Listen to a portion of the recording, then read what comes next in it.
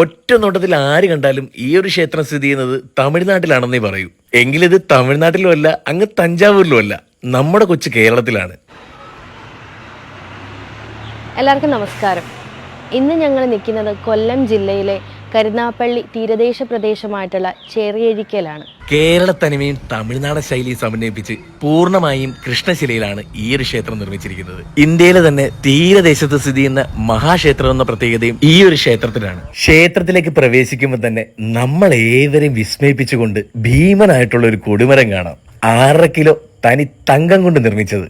മൊത്തം 52ഓളം ശില്പങ്ങളാണ് ചുറ്റമ്പലത്തിന്റെ ക്ഷേത്രത്തിൽ 4 ഭാഗങ്ങളായിട്ട് നമുക്ക് കാണാൻ കഴിയുന്നത്. അതിൽ തന്നെ മുൻവശം ഇന്ത്യയിൽ 12 പ്രധാനപ്പെട്ട ശിവക്ഷേത്രങ്ങളുണ്ട്, പ്രസിദ്ധങ്ങളായ.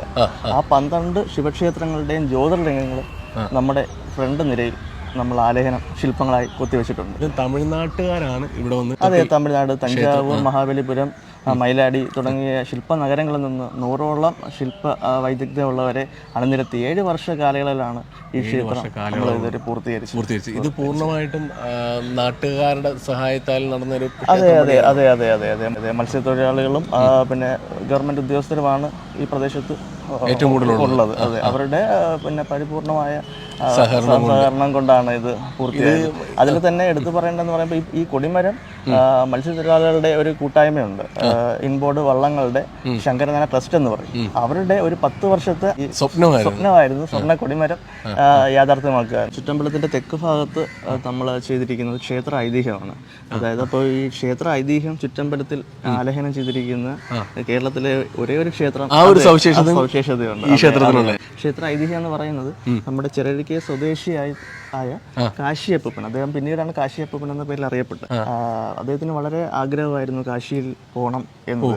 അപ്പൊ അദ്ദേഹം മത്സ്യബന്ധനം കഴിഞ്ഞ് വരുന്ന വഴി കാശിയിലേക്ക് പോകുന്ന ഒരു കൂട്ടം സന്യാസി വര്യന്മാരെ കാണുകയും അപ്പൊ അദ്ദേഹം തന്റെ ആഗ്രഹം അറിയിച്ചു, തനിക്കും കാശിയിൽ വരണമെന്ന്.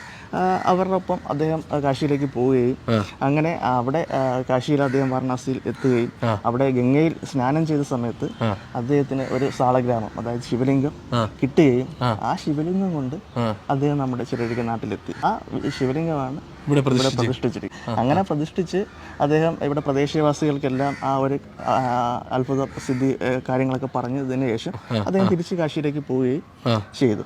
അതെല്ലാം നമുക്ക് ഇതിൻ്റെ അകത്ത് ആലേഖനം ചെയ്ത അതേപോലെ തന്നെ എല്ലാവർക്കും മനസ്സിലാകുന്ന രീതിയിൽ നമ്മൾ അത് എഴുതിയും വെച്ചിട്ടുമുണ്ട്. അതെ അതെ. അതിനുശേഷം ഇവിടെ പ്രദേശവാസികൾ ഒരു ക്ഷേത്രം നിർമ്മിക്കുകയും നമ്മൾ 1853 മുതൽ തനതായി ചെറിയഴിക്ക് ശിവരാത്രി ആചരിച്ച് വരികയും ചെയ്തു. ഈ ഒരു ക്ഷേത്രത്തിന് എത്ര വർഷത്തെ പഴക്കം ഉണ്ടാവും? ഇപ്പോൾ 6 തലമുറ കഴിഞ്ഞു എന്നാണ് നമുക്ക് അറിയുന്ന. കാശിയപ്പൂപ്പന്റെ അത് കഴിഞ്ഞ 6ാമത്തെ തലമുറയാണ് ഇപ്പോൾ ഉള്ളതെന്നാണ് അറിയുന്നത്. ഇവിടെ ഇപ്പൊ പുനരുദ്ധാരണം നടന്നെങ്കിലും നമ്മൾ ശ്രീകോവിലിന് മാറ്റമൊന്നും വരുത്തിയിട്ടില്ല. അതെ, ഇല്ല ഇല്ല ഇല്ല. ശ്രീകോവില് കൃഷ്ണശിലയിൽ തന്നെ ആയിരുന്നു അന്ന് ചെയ്തത്. അപ്പോൾ അതിന് നമ്മൾ മുഗൾ ഭാഗത്തെ കുറച്ച് മെയിൻ്റനൻസ് വർക്ക് ചെയ്തൊഴിച്ചാൽ വേറെ ഒരു മാറ്റവും നമ്മൾ വരുത്തിയിട്ടില്ല. അതെ അതെ. ക്ഷേത്രത്തിന്റെ പടിഞ്ഞാറ് വശത്തേക്ക് വരുവാണെന്നുണ്ടെങ്കിൽ വിഷ്ണു ഭഗവാന്റെ ഓരോരോ അവതാരങ്ങളാണ് ഇവിടെ. അതെ അതെ അതെ. അതിന്റെ ഒരു കാരണം എന്ന് പറയുമ്പോൾ നമ്മുടെ ഈ കാശി വിശ്വനാഥ ക്ഷേത്രത്തിൽ ശിവൻ മാത്രമല്ല, ഒരു ശ്രീകോവിലിൽ ശിവനും വിഷ്ണുവും കുടികൊള്ളുന്ന മറ്റൊരു പ്രത്യേകത, അതൊരു പ്രത്യേകതയാണ്.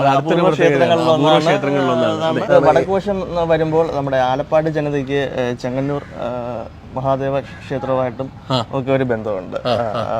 പരിശ്രമപ്പ് ചരിത്രം എന്ന് പറയും. ചെങ്ങന്നൂർ മഹാദേവ ക്ഷേത്രത്തിലെ ശിവരാത്രി ആലപ്പാട് അരയന്മാരാണ് നടത്തുന്നത്. അതെ അതെ.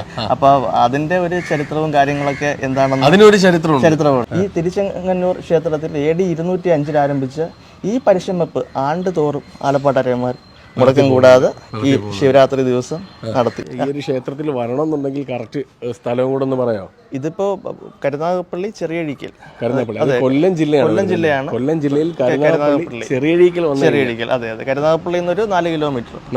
അതെ. പടിഞ്ഞാറോട്ട് വന്നു കഴിഞ്ഞാൽ ആരോട് ചോദിച്ചു കഴിഞ്ഞാലും പറഞ്ഞു തരും. തീർച്ചയായും. കാശി വിശ്വനാഥ ക്ഷേത്രം തൊട്ടടുത്തായിട്ട് വളരെ പ്രസിദ്ധമായ നമ്മുടെ തന്നെ വടക്കേനട ഭഗവതി ക്ഷേത്രവും ഉണ്ട്, സ്ഥിതി ചെയ്യുന്നത്. അതെ, കണ്ണകി ചരിത്രമാണ് അവിടെ. അങ്ങനെ ഈ ഒരു പ്രദേശത്ത് വന്നു കഴിഞ്ഞാൽ ഒരുപാട് വിസ്മയങ്ങൾ കണ്ടുകൊണ്ട് തീർച്ചയായിട്ടും. അതെ അതെ അതെ.